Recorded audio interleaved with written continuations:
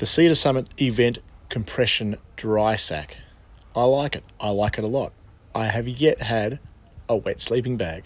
The common ones we use at East Coast Kayaking for sea kayaking and touring are the medium and small sizes. We commonly use them for all our fluffy stuff that can compress, like your sleeping bag, your puffer jacket, your inner and outer of your tent, and your fly sheet, your shelter. Keep an eye on this little section here with a bit of wear and tear, and if you're loading your sleeping bag with a bit of pressure, it can tear the whole way down, and if you are in a remote setting, it can get emotional.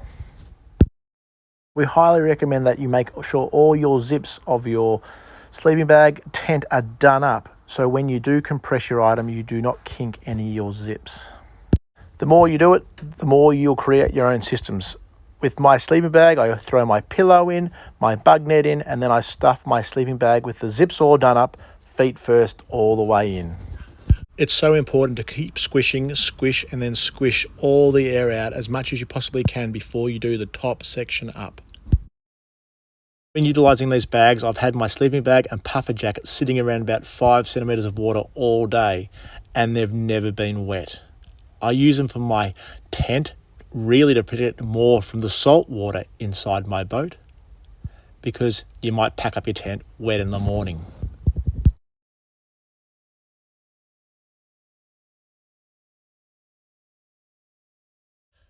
Now, I've never had a wet sleeping bag. However, in really wet and testing environments, I do utilise a multiplex garden variety garbage bag to line my compression stuff sack. We recommend synthetic puffer jackets. They work if wet and they don't pack down too largely. We generally use a down sleeping bag because they pack down smaller. However, they don't work if they get wet. And in wet environments, we commonly use synthetic sleeping bags.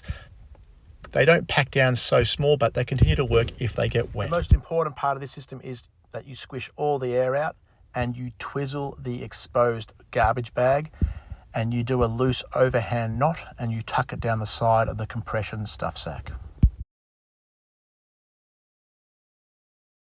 This method is a great method in order to get your sleeping bag smaller. It is a form of compression.